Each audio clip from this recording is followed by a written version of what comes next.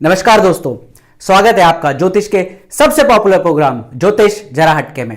मैं हूं एस्ट्रोलॉजर और वास्तुशास्त्री डॉक्टर विशाल अरोड़ा। तो आज हम बात करेंगे बरकत की, मींस सेविंग्स की। आप में से कितने ऐसे लोग हैं जो कमा तो अच्छा खासा लेते हैं लेकिन उसके हिसाब से बचा नहीं पाते। मतलब ये कि आपके पास पैसों की कमी ना होते हुए भी हमेशा पैसों की कमी बनी रहती है। अब हमें इसे सरल भाषा में समझाएं तो इस संसार में तीन तरह के लोग होते हैं। एक तो वो जिनके पास कभी भी धन या पैसों की कमी नहीं रहती है और वो खूब एंजॉय करते हैं, और दूसरे वे होते हैं जो कितनी भी मेहनत कर ले लेकिन इतना पैसा भी नहीं कमा पाते कि अपने परिवार का सही ढंग से भरण पोषण कर सकें। तीसरे वे अभागे होते हैं जो कमाते भी अच्छा है लेकिन उनकी किस्मत उनका साथ नहीं देती। पैसा घर में आते ही पता नहीं कहां चला जाता है या कहीं ना कहीं लग जाता है, जिससे बरकत का सवाल ही नहीं उठता। कहने का मतलब कि आपकी सेविंग्स ना के बराबर होती है अच्छी कमाई के बावजूद।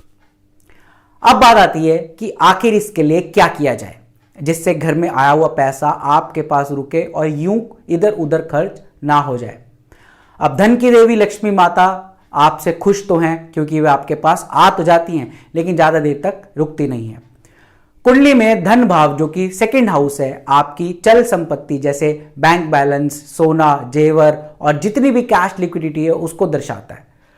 अगर सेकंड हाउस या सेकंड लॉर्ड का कनेक्शन 8th या 12th या फर्स्ट हाउस से बन जाए तो पैसा टिकना मुश्किल हो जाता है, या फिर वो पैसा चाहे ईएमआई में, कर्ज उतारने के लिए, बीमारियों पर, या कई केसेस में आप खुद को अपनी बेफिजूल की खर्ची से, कई केसेस में मतलब आप खुद बेफिजूल खर्ची करते हैं जिससे आपका पैसा खराब होता है और सेविंग्स नील हो जाती है।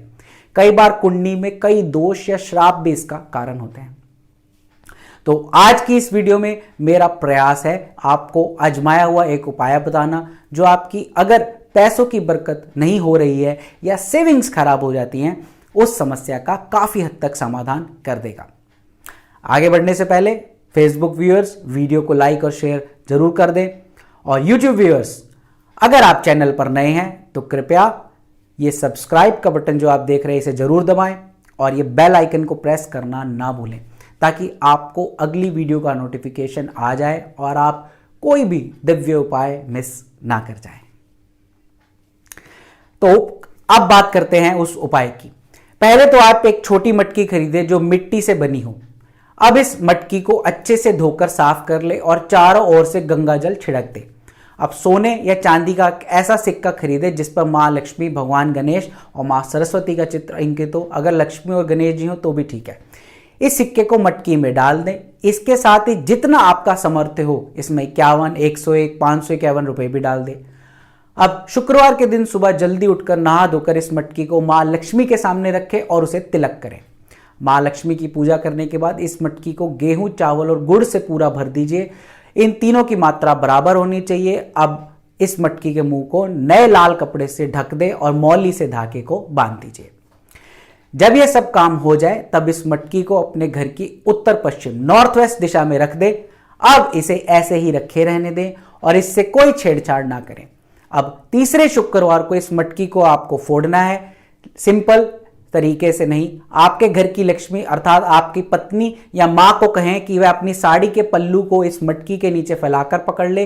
इस तरह से पकड़े कि जब आप मटकी को फोड़ें तो उसमें से कोई भी चीज जमीन पे ना गिरे और उनके पल्लू में गिरे। बहुत ध्यान से करना है। और जब वो पकड़कर खड़ी हो जाए तब आप लकड़ी की किसी चीज से उस मटकी को तोड़ें और सारा सामान उनकी झोली में आके गिर जाए।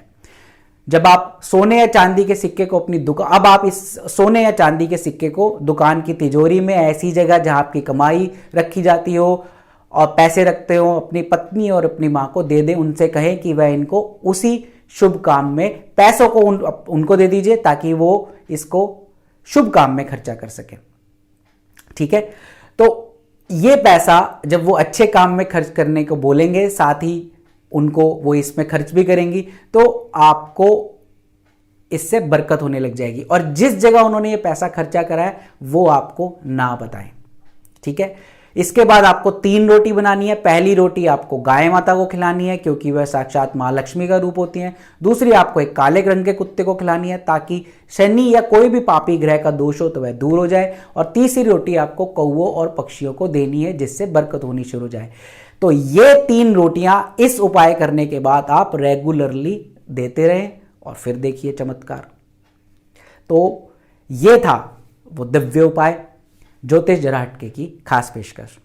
मैं आशा करता हूं आपको उपाय पसंद आया होगा। पसंद आए तो लाइक और शेयर जरूर करें। जुड़े रहें हमारे साथ इसी तरह ज्योतिष जरा हटके में।